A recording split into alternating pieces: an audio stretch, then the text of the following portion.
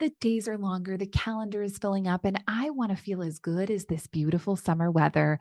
That's why I've been loving Groons. It's one daily pack of gummies that covers my greens, vitamins, and minerals, and even has 6 grams of prebiotic fiber. So I don't need to juggle a complicated wellness routine on top of everything else. They taste amazing.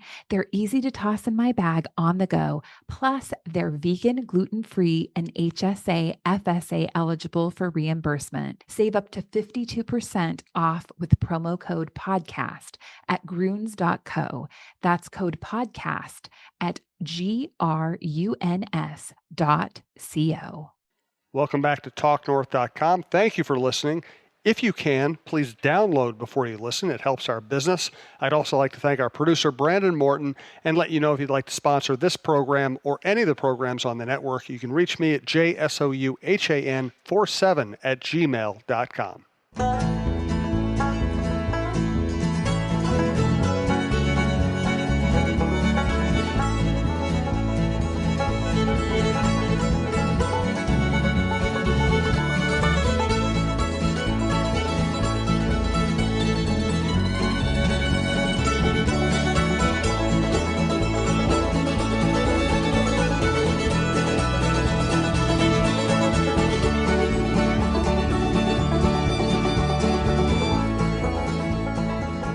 We are live at Tin Shed in Savage. This is the Russo-Souhan Show. I'm Jim Souhan. Thanks to all of our regulars and non-regulars who showed up tonight on a very the first nasty night of the winter. Michael actually got off the plane, did whatever Michael Russo does in afternoons, and then came out here. So you're probably exhausted. Yeah, a little tired. It was definitely a shock to land in this after being in tough Anaheim, San Jose, Phoenix, and LA, where it didn't go below about 75 for the last 10 days.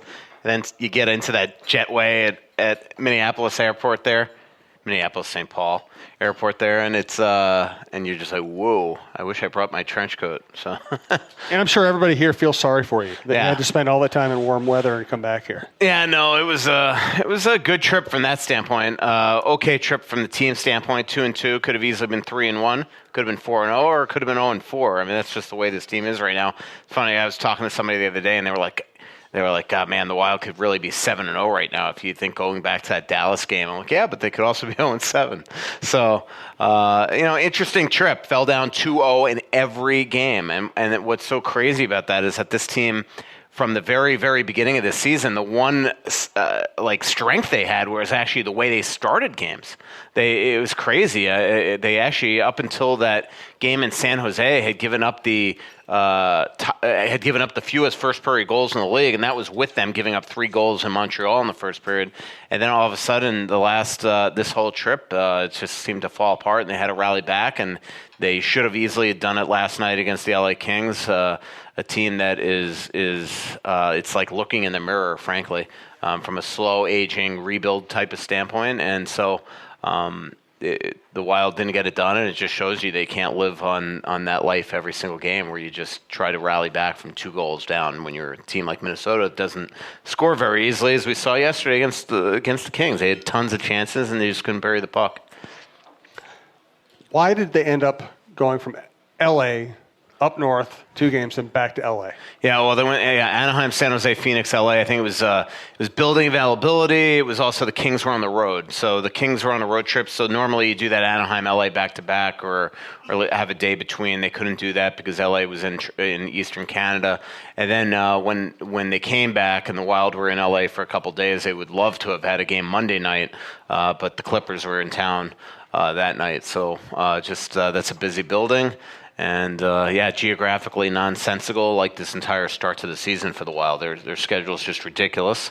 I think the league realizes it's ridiculous. There's been a lot of complaining to the NHL about this, and I think the NHL realizes that this was just insane. Not that this is an excuse for where they are, but it certainly hasn't helped to play 13 your first 18, then come back for 2, and then now 7 of your next 10 on the road. It's just nuts. And the other thing, from a standpoint of whether you think you're making excuses about their success, from a marketing standpoint, and maybe the way they're playing, it's better they're away from Minnesota, but it's hard for fans, even if they were playing well, to just grasp what's going on with the team. I mean, they're gone all the time. There's no local practices. There's no games to get excited for, really. And so the fans just don't seem to have embraced this team at all. And I think a lot of it's just based on the fact that they've been gone all the time. As you were on the West Coast, your friend, Russo Slacks, tweeted a lot of, he went down memory lane. It would have been nice if he took a nap every now and then. Maybe gone to sleep early. These 9:30 starts, go to sleep early. He reminded us that there was a time we were both staying in the Phoenix area, and of course I was staying in a normal hotel room, and you were staying in the Taj Mahal of all hotel suites. Yeah. And so of course we had to go to your suite to do the show, and you had to show off your personal pool. Yeah, I had a private pool. And Russo Slacks got word of it and sent out 18 million Photoshops. Yeah. Great guy. That's all you got? I don't know. That was a very funny. The best. You hate giving him credit for anything. Let's admit it's getting a little tired, his act, but he came up with a good one the other day. A nice little Photoshop. The team yesterday. Not that this is deserved, but got a police escort from Marina Del Rey to the Staples Center, and he came up with. And so Ryan Carter took a picture of these these chips on motorcycles, ready to give them a police escort, and he photoshopped me on Ponch's body, I guess, and put it out there. And it was that wasn't funny. You? Yeah. When I was a kid, I used to play that. Like my buddy and I would get home from school. I'd do my paper route. We'd get on bikes, and I'd be Ponch, he'd be John. We'd pretend to we were Chips. Remember that show? It was great. These kids have no idea what Chips was. Google it. Yeah, Google it. You know what? What's your name? Mitchell. You know what you need to Google? Sean Harkoff. Just, Google Sean Harkoff, because you look exactly like him. So... Anyway, that just popped in my head. I looked over there. I'm like, why is Sean Harkoff over there? It's going to be a stream of consciousness show tonight. This is our hockey show on TalkNorth.com. Please follow us on Twitter at TalkNorthPod as we have some developments with the business.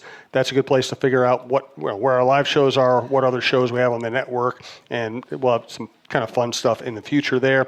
Thanks to our sponsors. Again, we are live at Tin Shed in Savage. You can find out all the information you need about Tin Shed at tinshedmn.com. Next live show is next Wednesday at 7:30. They have an event here, so we'll start a little later than usual, 7:30. And thank you to all of our sponsors, Twill in the Edina Galleria, Fixologyrepair.com, Tony Hoagland, your State Farm agent, and Bite Squad, bitesquad.com. Let's start with the goalies. Dubnyk gave up a soft goal early last night. And I know this is a recurring theme with us, but are we any closer to some kind of a goalie competition here? No, I don't think so. I mean, look, I like Stalock a lot, but the reality is that that he's still a 32-year-old career backup. I mean, he's not just going to come in and take Doobie's job. I mean, every now and then he comes in and he plays really well, and then all of a sudden he has a game like San Jose. Now, he was absolutely hung out to dry that game, but there was still that second goal needs to be stopped. There were a couple others, the same thing. I give him credit for falling on the knife that game.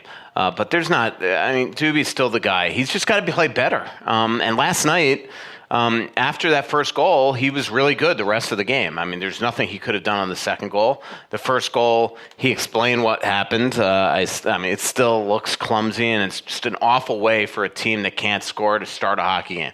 The whole narrative coming into that game is don't get behind, don't get behind, don't get behind, and then 70 seconds in, they're behind on just a needless goal. And so he's got to be better. There's no doubt about it. So I talked to Billy Guerin about the goaltending situation when we were in San Jose. I'm working on a bigger story about, what eventually the potential succession plan could be for Dubnyk and Stalock. Stalock's got 2 years left on his deal. Doobie's got 1 after this year. And then they've got to figure out what's next. And the good news is that Kakkonen and Robson are playing really well in the minors. Hunter Jones has gotten off a great start in the Canadian Hockey League. And so maybe one of these three or two of these three or even 3 of these three turn out to be the real deal. And that the time left on both their contracts allows a bit of succession in it. And it also allows Billy Guerin to focus his efforts on other things rather than worrying about going out and going to find that goalie, because maybe he's sitting starting for the first time in a long time right here in the organization. So that's the big thing here. But Doobie's just got to play better. They just can't afford him to, give up goals like that to start the game. And it's a tough thing for any goalie to feel like you have to play perfect every game. But to have a goal like that go in so quickly yesterday, it just kind of took a damper out of it. And then we saw, the rest of the period, the Wild dominated.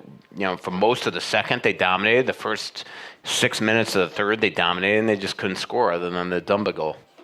We'll take live questions. Just come up to Brandon. He'll hand you that mic. Feel free to come up anytime during the show. We welcome all questions. I know we got to see Vicky up there at some point. Also, Brian from Tin Shed gives away Wild tickets periodically. You need to be here to enter. Just come up and fill out the information and drop it in the fishbowl. You also need to be here to win. So whenever Brian does hold the raffle, he will call out names, and the first name he calls out who is actually here in person will win the tickets. He's been giving away a lot of tickets. We appreciate him doing that. And again, that's Brian providing the tickets, not our network, so we appreciate the support there.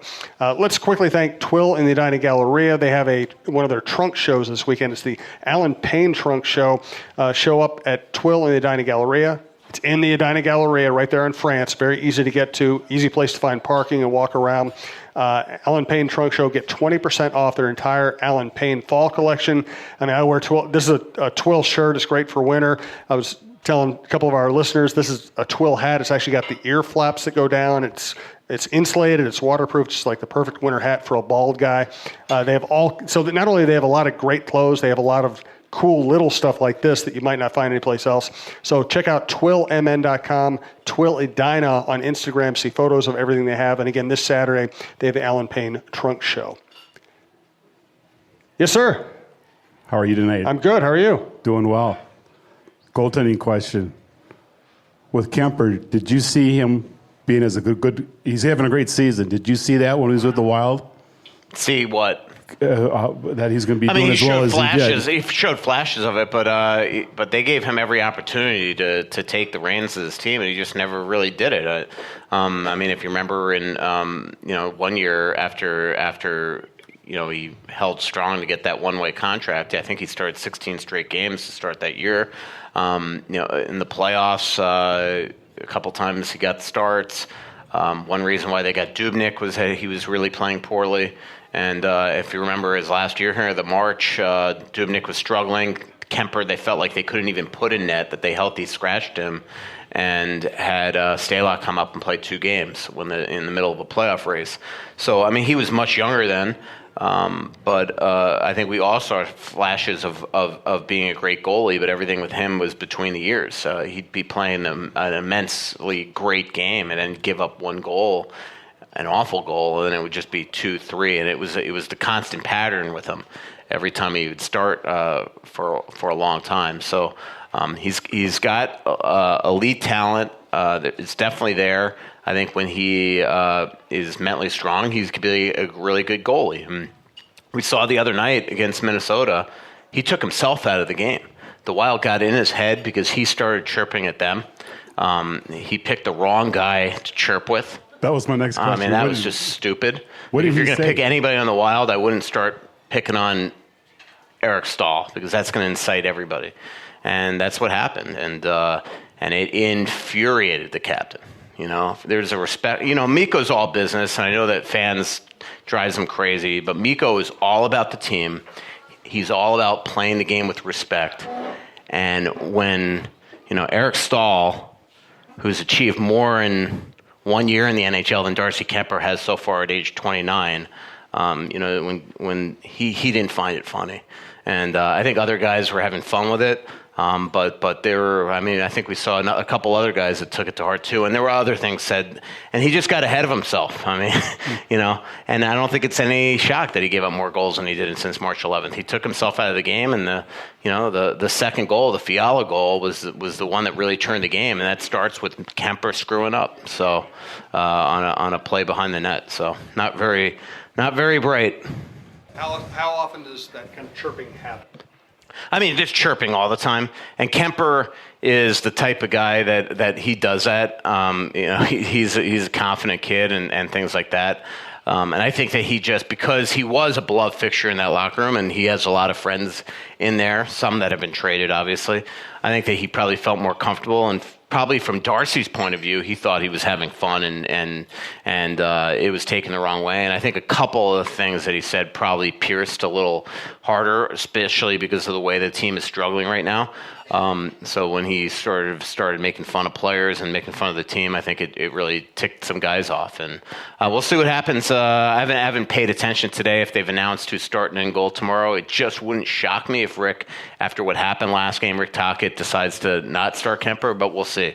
But otherwise, I mean, if you read the quotes from Koivu after the game and Eric Stahl in my story and today, I mean, they weren't happy with it, and they felt like karma got him back, and we'll see if it continues against Arizona. The Arizona game on Thursday is going to be a really tough game. I mean, it's a really, again, another oddity of the schedule is playing in California, ending on a long road trip, and then playing 2 days later at home. Usually a team coming home from a long road trip like this, especially one on the West Coast, would get an extra day there. So the Wild had to make a really tough decision, fly home after the game and have everybody be lethargic today because they got back at 4 or 5 in the morning, or have them get a good night's sleep last night and then fly home all day today and get home at 4 p.m. I think that's what they chose. I would have not done that. I've seen it before. I mean, they've gotten back from 4 p.m. You got the time change that they've been dealing with for a week and a half. I mean, tomorrow is the Thursday game has all the makings of heavy legs and bad legs, and so it's going to be a tough game. And they've got to, for a team that needs a lot of points right now and need to get on a run, they've got to figure out a way to put that outside their. They can't afford any excuses, but the reality is that the way they feel is the way they feel, and if they come out lethargic tomorrow, it wouldn't shock me at all. Let's talk about the changes in NHL travel real quickly before we get to more hockey issues. Do want to thank Tin Shed. Again, go to their website, tinshedmn.com. You'll see Michael Russo's face on the website. They have 2-for-1 happy hours, $5 happy hour drinks, $5 happy hour appetizers, 2-for-1 all day on everything. Michelob Light and Coors Light pints. Buy one, get one free pizza on Mondays. Kids eat free Tuesday, Wednesday, and Thursday.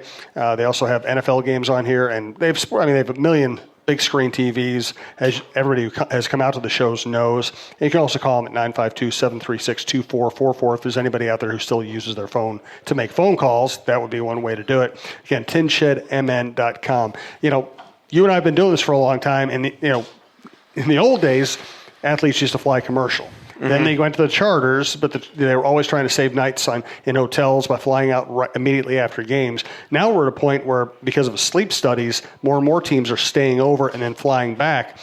I don't know. I don't know. As you said, I don't know if that's any better for them.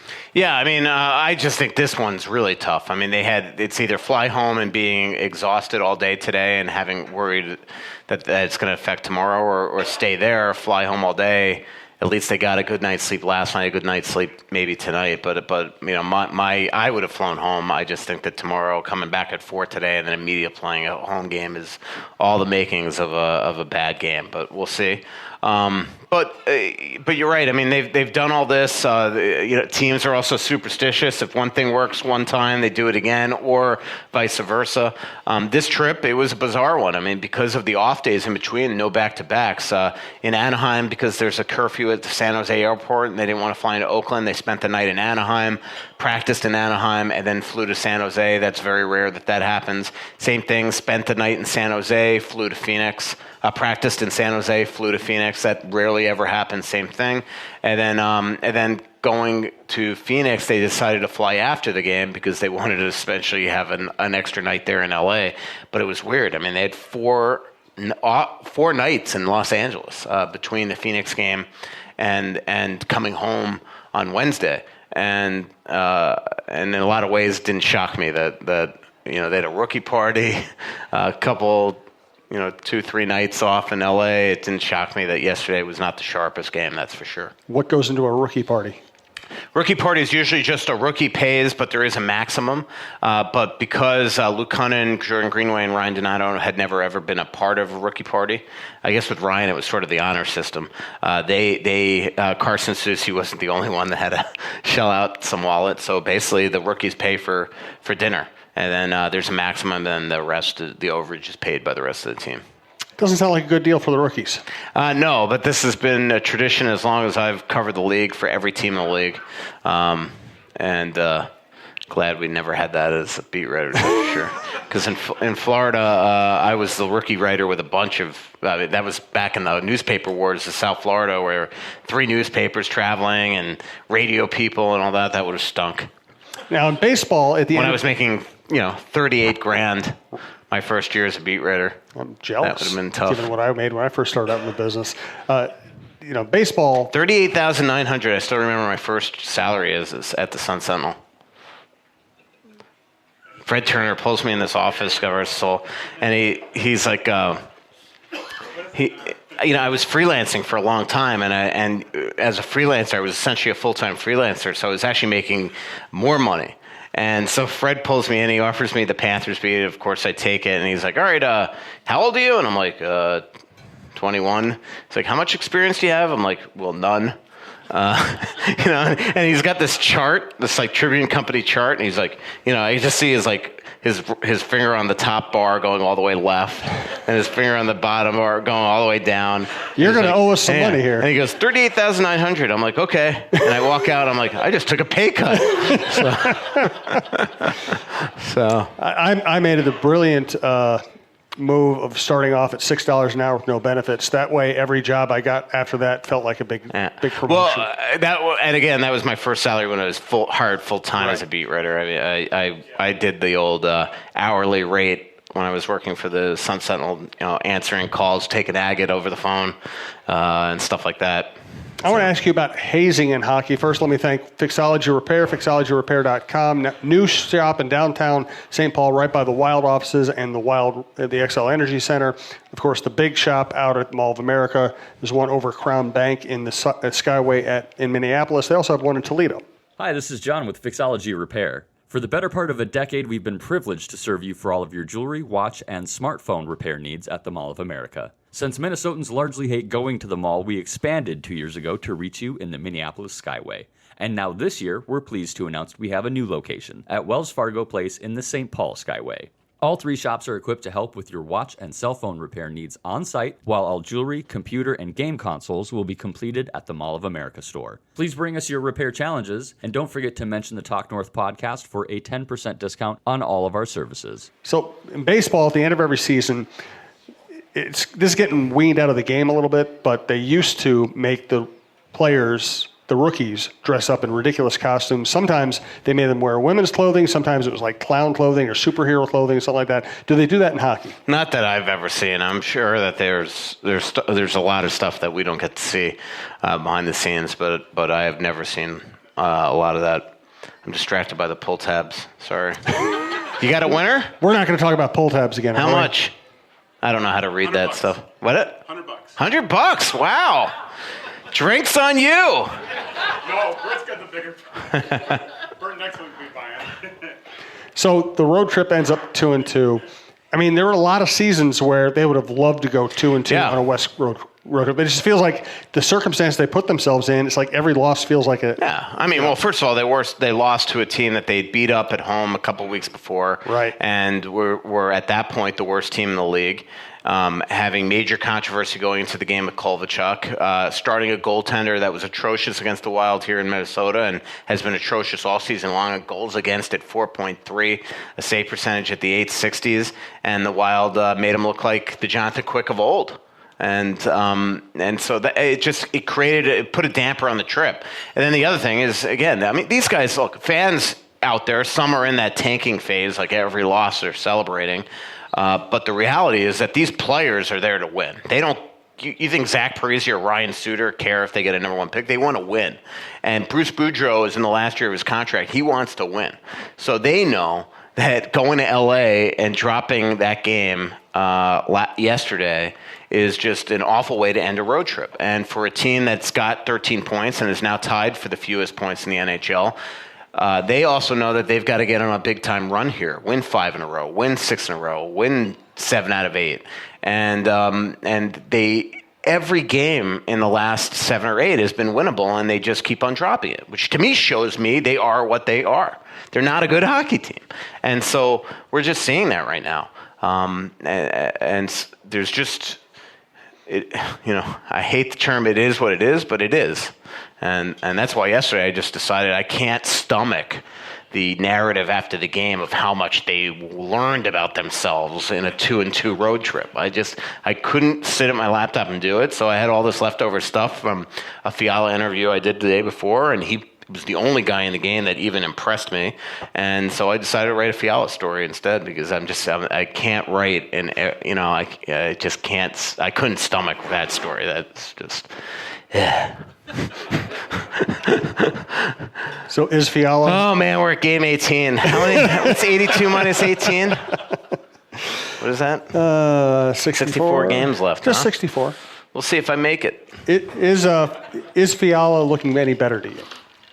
Yeah, I mean, he is. But yet still, point blank yesterday, he's got the puck on his backhand, and he decides to somehow do like a 180 and shoot forehand into the corner. It's just still drives you crazy. But he's absolutely playing with a lot more confidence. He seems to be working harder. He's not turning the puck over half as much.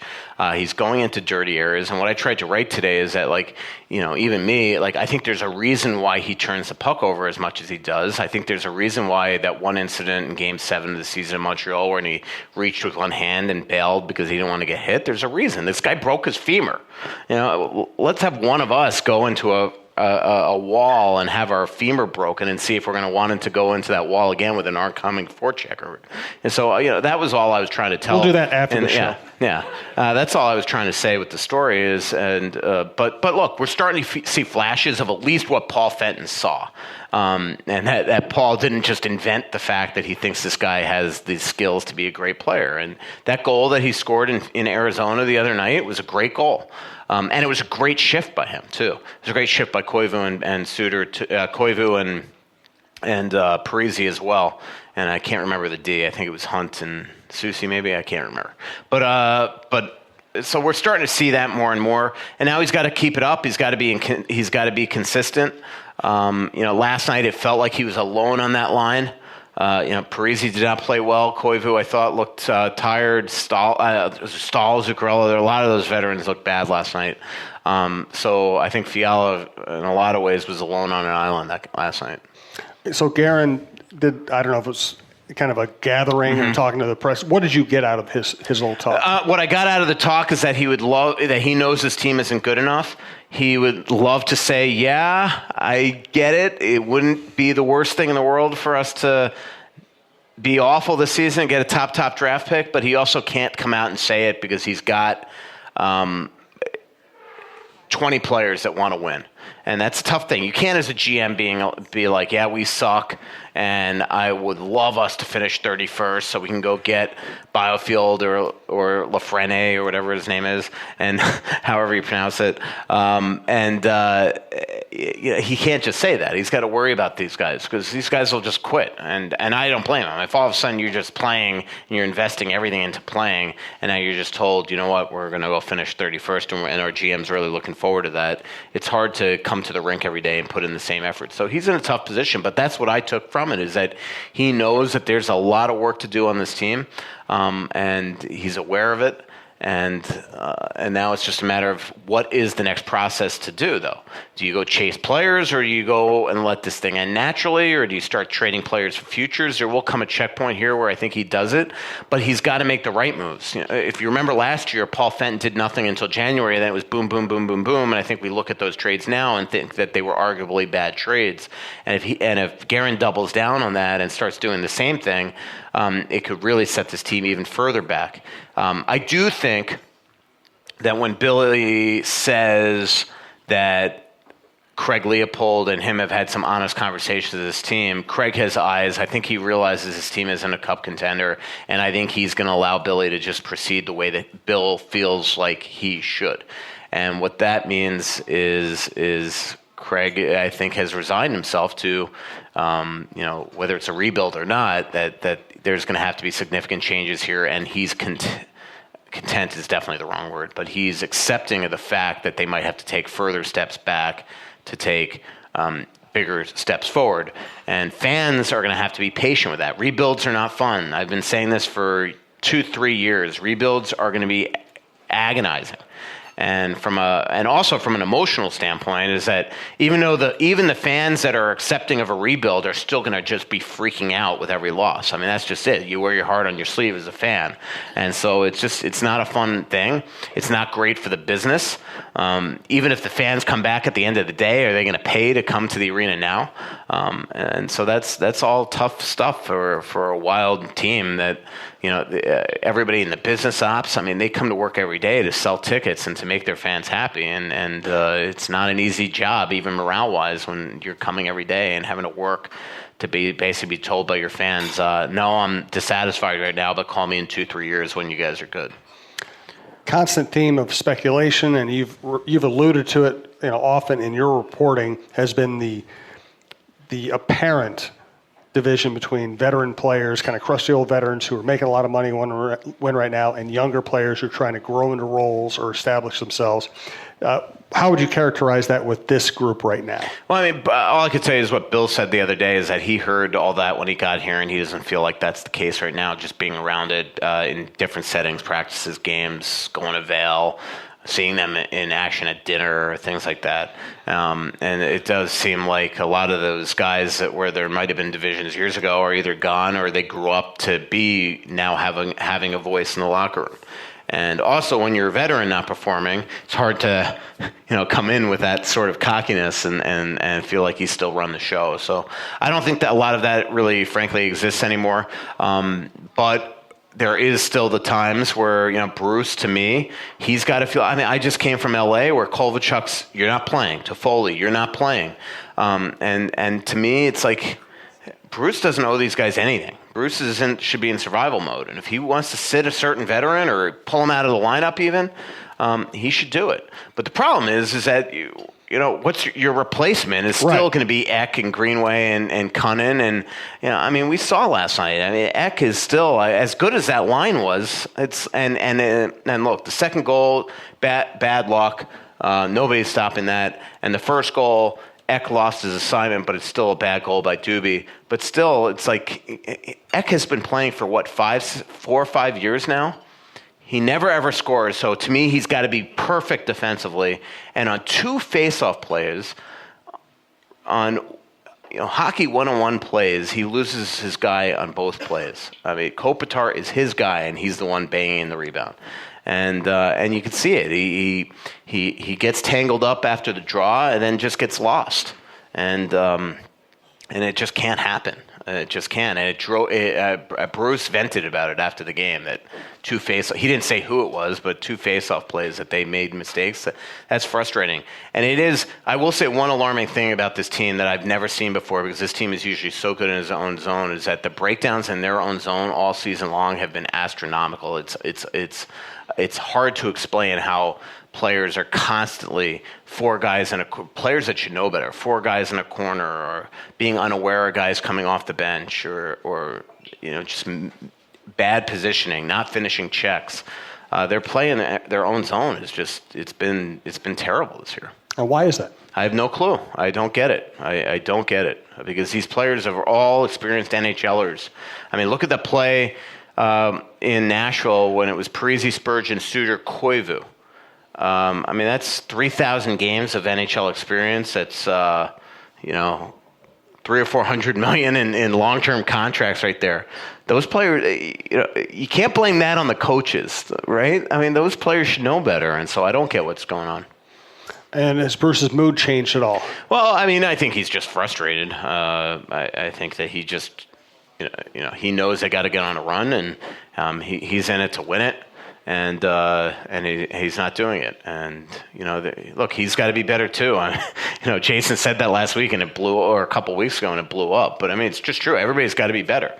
Last night it really made no sense to me on a 6-on-5 why you have 3 defensemen out there. Now, I know that Hunt is playing forward up there, but why do you have to go with Suter? Why can't it be Hunt and Spurgeon? I get Dumba just played a minute 14 shift going into the 6-on-5, and I totally understood when Bruce said after the game that he, hindsight's 20/20, but to rest Dumba, he would have had to call a timeout, but LA just iced the puck, so they retired, so he didn't want to give them a chance to rest. So I totally get that, but why are you going with 3D? It doesn't make sense. Not that they have all these answers at forward, but your forwards up there were Zucker, Stahl, Parisi, and Hunt. Why couldn't it have been Hunt and Spurgeon on the back and take a Fiala who was having a good game and put him on the ice, or a Cunnin or a Greenway or something like that? I just still don't understand that. And then how does Suter reward you? He doesn't check Dustin Brown, and they didn't score on that play, but they score right after. So. I'm going to thank Tony Hoagland here. It's a good time to come up and ask a live question if you're going to. Otherwise, I'll go to some Twitter questions here. We have some good ones. Again, Tony Hoagland, Hoaglund. He's been sponsoring the program and working with the network for a long time. Just check him out. Google him at Tony Hoagland or find him at ChamplinInsurance.com. Champlin, like the town, insurance.com. Hi, Talk North listeners. I wanted to let you all know about State Farm's new program called Quotes for Good. We partner with local nonprofits to raise money for great causes. For the Russo-Souhan Show, I'll be donating $16 to the Jason and Carly Zucker Give 16 campaign that benefits the University of Minnesota Masonic Children's Hospital. When you call in, be sure to mention the show so that we can track the donations. You can reach us at 763-421-4900 or check out our website at ChamplinInsurance.com. Any other topics you want to get to before we go to questions? I do always like to be so I think I've told this before, but Bob Mason, the goalie coach for the Wild, one of his really good friends from International Falls is Johnny Hawks. And Johnny was at the game yesterday. I just always love chatting with the guy. Yeah, Deadwood and Eastbound and Down. He was in the Three Billboards movie. Yep. He's in a couple movies right now, Purple Something Falcon or something like that. The guy is just cool as... father, it's just always cool. He wears this like this little hat, and he's always in a blazer, and he's just cool, man. So I always love chatting with him, and he's a full throttle Wild fan, so it's pretty cool. By the way, Father, I know he cusses every once in a while on the show just to offend you. If you're easily offended, do not watch Deadwood. Yeah. And it's funny because, and I haven't seen Deadwood or Deadwood the movie, but I've seen it. No, that'll be next what I binge watch. I'm finishing Breaking Bad right now. Deadwood it's fascinating. It's like it's this old school Western set in this little gold mining town, but the language is like Shakespearean. It's fascinating. So when I met him like 7 or 8 years ago, we went out a bunch of us with Mason, and we sat outside the JW Marriott in LA Live, and he was sitting there, and then. It was like a Friday night. The Wild were playing on a Saturday. On Sunday, he was nominated for an Oscar for that movie Winter's Bone. And I'm just sitting here. I'm like, I cannot believe I'm hanging out with this guy 2 days before he might win an Oscar. And he's just the coolest dude. So, and he's proud Minnesotan. Well, now you can name drop people from the movie industry, from the music industry, from the sports industry. Hey, I'll double down. So I'm going to see Trampled by Turtles. I knew you would. How about this? Saturday night, I'm covering the Wild game against Carolina at 1. I'm going to write the worst article ever, you've done worse in the fastest possible way because I got to sprint to Mankato because I'm going to see Trampled by Turtles with Stolhansky.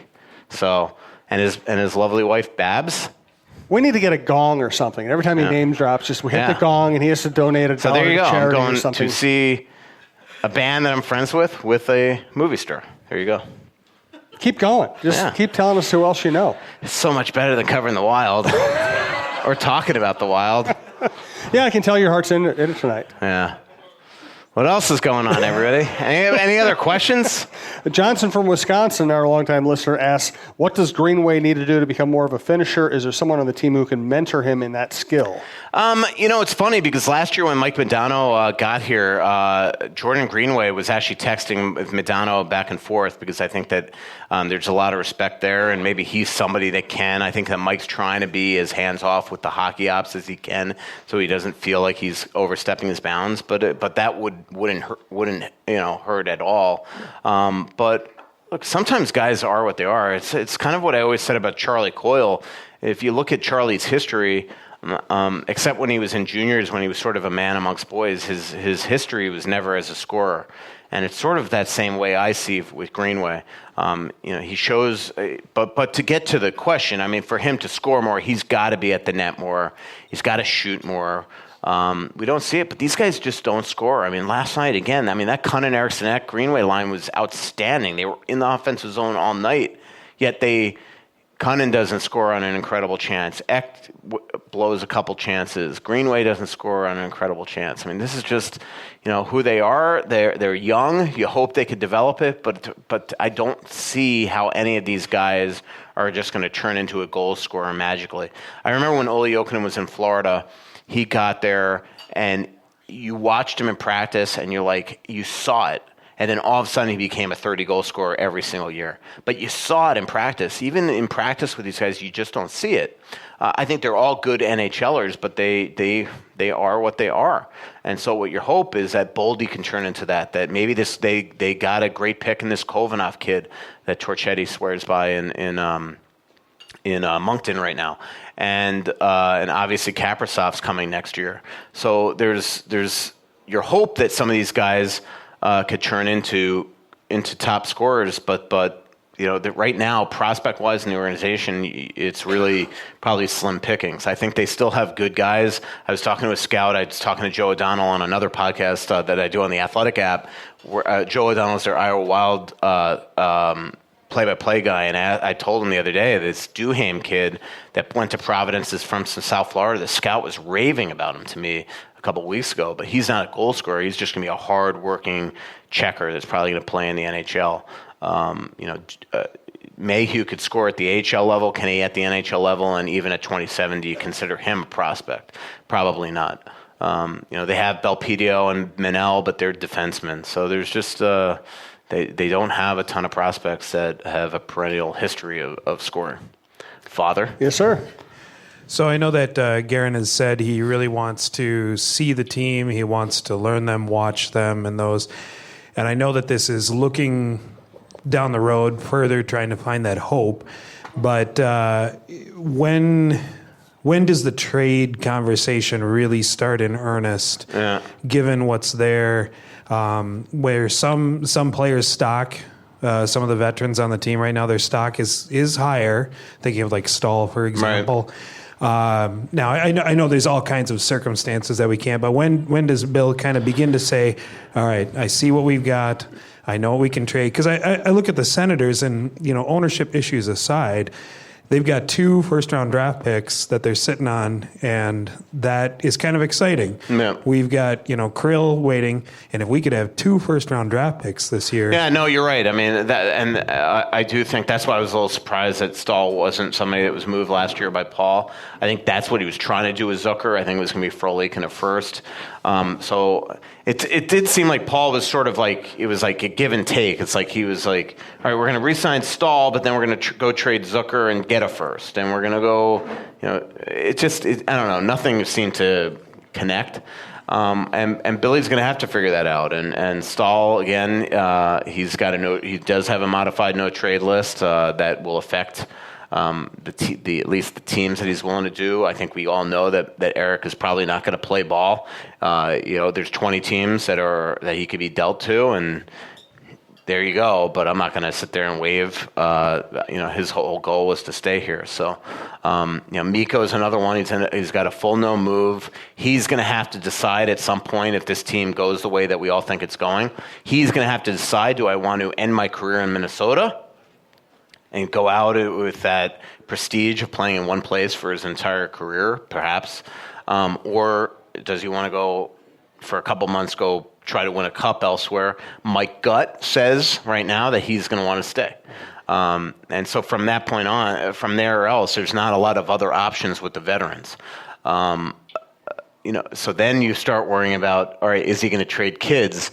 And then you have to really be concerned, are you trading a kid too early? Are you going to watch Kevin Fiala break out elsewhere? Are you going to watch Ryan Donato break out elsewhere? There are teams calling. I know for a fact, I know one team that's already shown some interest in Steeler.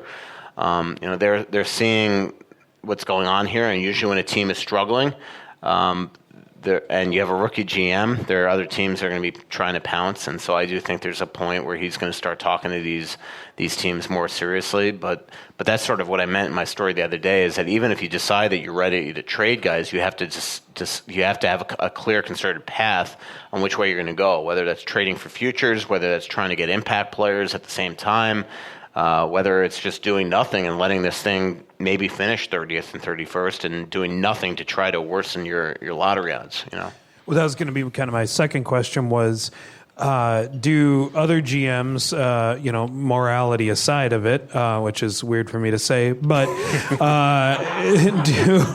do other GMs try to take advantage of rookie GMs? Well, let's put it this way: when Don Waddell wanted Jason Zucker after the Nino Ryder Victor Rask trade, he didn't get a call back from Paul Fenton, and I think it's because he took advantage of a. There was one GM. It was a famous line. There was one GM, and I'm going to get it wrong, so I almost don't want to say it, but there was one GM that years ago that he famously said, the worst thing you want to do is try to rob another GM because it's always going to bite you back eventually. And Waddell won that one. He did. And when he wanted Zucker, he could not get a call back. So... I always had the baseball general managers I covered, McPhail and Terry Ryan. I always said, you want to win the deal. You don't want to win it too bad. Yeah, exactly. But, I mean, you do want to win the deal. And that was always my issue when Paul's like, it's a good old-fashioned hockey trade. Well, not really. You should try to win the deal. Yeah. And it's like the Donato for Coyle trade. He was smart enough to get a fifth and turn it into a fourth by them advancing one round. But why did you not have that continue when they went to the second round, the third round, and maybe the fourth round? And look at them. I mean, they could have turned that thing into, you didn't trade Stahl for a first, so they were willing to maybe give up a first. So maybe, you could have turned that thing into a first or a second by just having, hey, all right, if you win 2 rounds, it's now a third round. If you win 3 rounds, it's now a second round. If you win it all, it's now a first round. I mean, that's part of the job of the GM, is trying to maximize your asset. As we expand the podcast network, Father, we could have you maybe do our religion podcast. We could call it Morality Aside. You and a rabbi. Perfect. You and a rabbi. Yeah. And you guys tell jokes. A priest and a rabbi walk into a bar, and then you tell us what happened. Priest and a rabbi walk in the tin shed.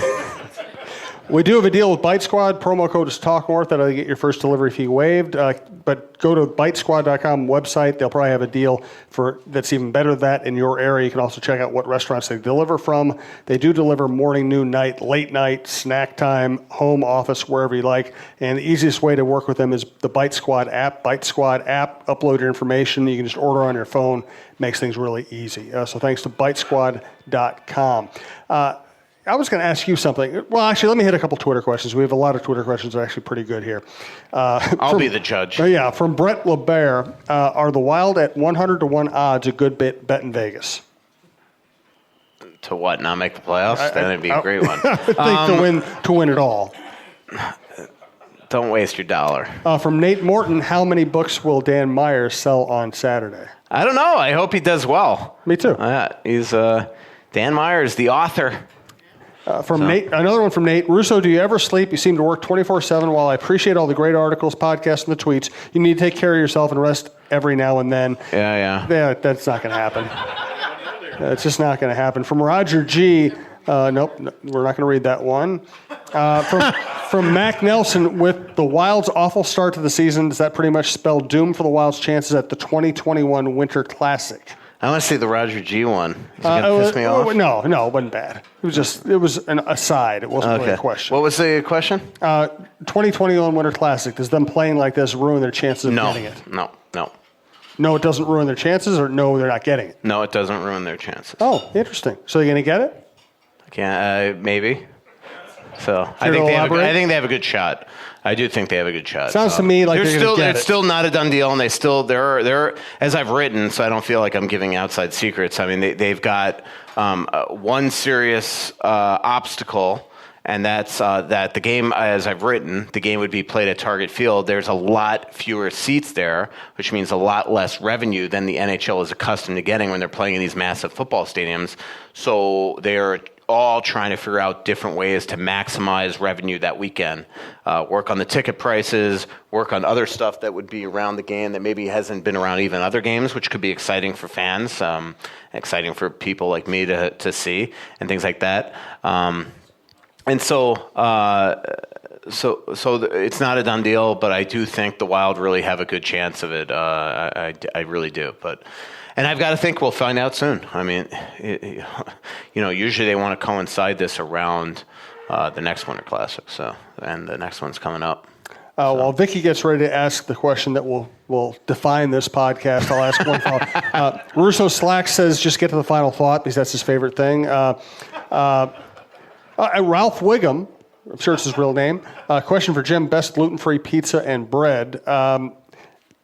Pizzeria Lola, fantastic pizzeria. I actually haven't found great gluten-free bread. I found a lot of decent gluten-free bread. Pizzeria Lola is fantastic, gluten-free or regular. Yes, Vicky. Why does it have to be at Target Field? I just think that's where they want to do it. Something different. Probably the sight lines. The good thing is the stands are so cantilevered that if you have an upper deck seat, you can actually see pretty well. Yeah, I mean, to me, I thought the game at I don't know where you guys sat, but I thought the game at TCF, I mean, from the press box, it was. Well, that's what I'm thinking. You find yourself watching it on TV, right? And so, I mean, I'm kind of excited about it being at Target. If it's at Target Field, I just think that fans will have a much better experience seeing the game. Yeah, I liked the last one, but I had good seats. So. You did? Yeah, I did. Yeah. So. Of course you did. Of course I did. Yeah. Where's Fenton now? Is he still in town? I think he's in the Cape. There were rumors he was scouting for Columbus. I've been kind of led to believe that if that's true, it's not been done on the up and up, because there wasn't anything worked out with the Wild. But I don't know. He hasn't really surfaced. How long is he on the payroll for the Wild? 2 more years. Wow. Yeah. That's too bad. It's not your money. Well, actually, it is. So Yeah. it's a lot of my money. So. Yeah, that's a good point. I guess. Good. Yeah. Okay, just curious. Thanks, Vicky. We appreciate it. You are a true stakeholder. No kidding. Yeah. From our friend Bill, we miss seeing your father at the shows. I hope he's doing well. Does Greg Patterson have to get back into the lineup to have any trade value? Seems like Winnipeg are certainly thin on the defensive side. Yeah, I mean, I thought Patterson was okay last year, and he as far as I understood, Paul was trying to trade him, and nobody was taking. So now coming off this injury, I think that his trade value is very slim. From Magnus Anderson, do you think Guerin will approach a player like Grigorenko to make Kaprizov's transition to North America easier? Yeah, I mean, I do think it's, again, as he said, it's got to be the right player. I think Grigorenko makes a lot of sense. They're teammates, they're friends. He's somebody that can play center. But again, it's got to make the right sense, I think, to bring him here. I think we do know that the Wild could always use young guys. It would be a flyer. It'd be fine. They do have Kovanov in the system as well. Maybe he's somebody that can have a relationship with him as well. From Cody Kobernick, he's been a huge fan of X-play of late. The last few games, seems like Boudreau has leaned on him for defensive zone starts too. Can you see him still having the potential to reach a Koivu level? I think Nico Sturm's probably the future Mikko Koivu of this organization, in my opinion. I don't know. I mean, Ek. It's funny because I don't disagree with you, but he's still. It's just for somebody that just never scores. It was disappointing to watch him yesterday on those 2 face-off plays, especially the first one. And I know that's the type of stuff that drives Bruce crazy, and I get it. I mean, if you're not going to score, you better be just perfect in your own end, especially when you're to get to Cody's point. Are getting the defensive zone starts because you're trusted so much, and then a simple face-off play that is something that that really all players should be able to do in their sleep. Just he got confused on them, both of them. So. From Andrew Nicias, will Guerin trade Stahl while he's on a tear and increasing his trade value, if that's the way it works? I mean, again, that would be a total guess. Again, no trade, modified no trade. Right now I don't think that's something that Billy's thinking about. Another one from Cody. Any updates on the Wild's analytics department? Paul hired Matt Sells from Hockey Canada. I've had a couple dealings with him now. He seems like a really sharp guy. He helped me understand something, 3 or 4 weeks ago on the whole on the Susie Hunt pairing and how good they were doing right off the hop. And then I do know that Billy is going to work to whether it's that department or not. He's working eventually to thicken up the staff that's pretty thin right now. It is interesting, this market. The Twins have built a pretty amazing operation around analytics. It's huge, and it's also kind of secretive. So they've hired they've hired person after person after person. Computer experts. They've added to their staff. They've added to their computing technology. They hired a manager who's analytics driven. Their coaching staff's analytics driven. The Wolves, their general manager came from the Houston Rockets organization, which is very analytics driven. Saunders is analytics driven. The Vikings, I think their front office is analytics driven. Their coaching staff's more old school. Do the Wild need to move more in that direction, or is that done in hockey? No, it is. I mean, you look at teams like the Devils, and it's a really thick, big department. You look at what Seattle's doing right now, bringing in Alex, who worked for the Wild, and she's doing a really great job building that as well. They just hired some kid. I just saw the release the other day. Some kid that was working. I think it was like a blog or something, but it was out of college, and they're bringing him in. I could be getting that completely wrong. I'm trying to remember exactly what it was, but I do think. I mean, the Wild they're archaic right now. There's no doubt about it. He's gonna have to build it up. I think he's willing to do that and understands that they've got to build it up. I do think hockey is still a very different sport than these others, but the more information, the better. It just only helps you make better decisions to understand why a player is playing well or why a player is not playing well or who could fit on the team and who doesn't fit on this team. And for an organization that's going to make a lot of player personnel moves here in the next couple of years, it could only help advancing that department, and I think Guerin understands that. To me, that's where analytics really help. It's like everybody knows what a good player looks like, and you don't need stats to identify somebody who just plays the game well. It's who might fit in well, who might fit in well at a certain salary, who might fill a weakness.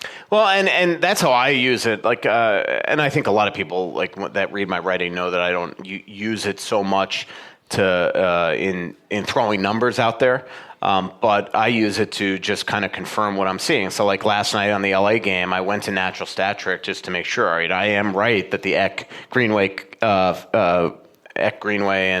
and Cunnin line is spending most of the night in the offensive zone, and I confirm that.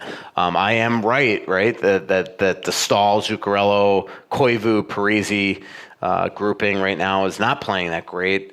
And that confirmed it. The one guy that also was down there, maybe by circumstances being on that line, was Fiala. If you looked at his numbers last night from an advanced stat standpoint, it was like he didn't have a great game. And again, from an eye test, I thought he at least was, of those top two lines, probably the best player on those top two lines. Any good stories from your trip? No, and then one other thing, you mentioned being secretive on the advanced stats. I mean, that is the one thing, is that a lot of these teams have proprietary information. They have their own models and things like that, and they don't want us as writers being able to put that out there, so they usually don't allow us access to those people. So that's why during Andrew Thomas and Alex's time here in Minnesota, you never saw a feature written by really any of us. We just weren't allowed. It wasn't that Chuck Fletcher was being a jerk. It's that he doesn't want them giving trade secrets away and things like that, because under Fletcher, he thought that they were starting to be more advanced than other teams when they had these two very, very smart people working for them. So it wasn't without trying that I wanted to do features on them or things like that. So that was the big thing. As far as stories on the trip, not really a ton, actually. Went up to Los Gatos. That was a really awesome place. Went to this restaurant in Los Gatos, my first off night there. Went with two of the San Jose Raiders. Los Gatos? It's a city north or west of, I believe, west of San Jose. Okay. And it's just this cool little town. And a lot of, that's where, like, when Bill Guerin played for the Sharks, he stayed at the Los Gatos Hotel. So it's a cool town, a lot of little wine restaurants, wineries, but without having to go to Napa or Sonoma or like that. So we went to this one restaurant called Nick's Next Door. And the next day, Alex Stalock, as he was going out to the morning skate for the game he started, he said to me, "What did you do last night?" And I told him, I went to Los Gatos. He goes, "Oh, I love that place. I used to hang out there." And he's like, "Where did you eat?" And I told him where. He goes, "How'd you get in there?" And I'm like, "I don't know. We called." Name dropped. So it was, but Kevin Kurz, our San Jose area athletic writer, just maybe he knew somebody, but he got us in there, and it was unbelievable restaurant.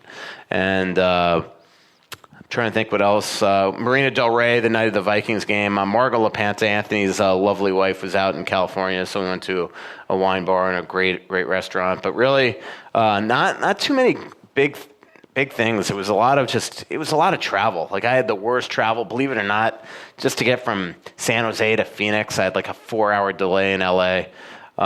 So didn't get in till like 9:30, 10 p.m. and then just hung out with a friend that night.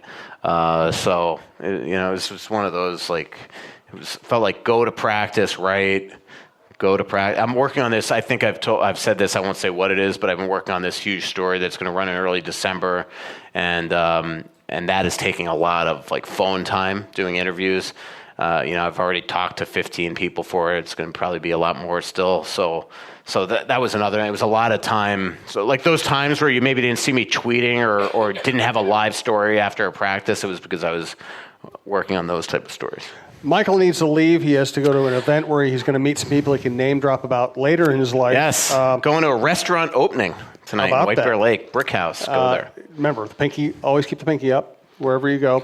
Let's get a final thought from Michael. Once again, thank you to Tin Shed for hosting the show. Tin Shed MN is the website. They have all kinds of specials. They also have coupons. They have a place to find deals and coupons on the website, and it's a great place to watch sports or come by and have a pizza or whatever comfort food you like, and the beer deals are really good.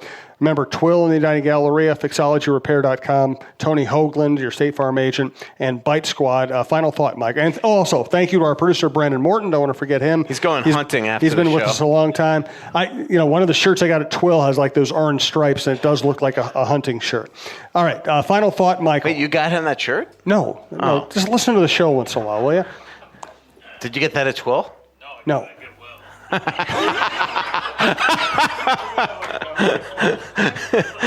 I think that was the perfect ending of the show. If you didn't hear Brandon, he said he got that at Goodwill. So I think we'll sign off right there. Hey, thank you all for being here. I know it was a kind of a sloppy night for driving. Thank you for coming out and joining us. 7:30 next Wednesday. 7:30 right? next Wednesday. And please give Michael and Brandon a hand, please.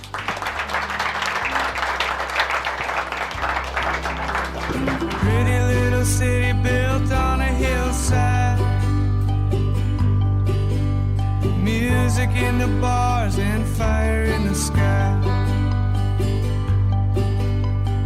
We went to the beach and it was covered in ice. And I used to call it home. So much coming out, there's nothing going in. I know that you feel like you're never gonna win. Oh, but the world won't forgive a winner.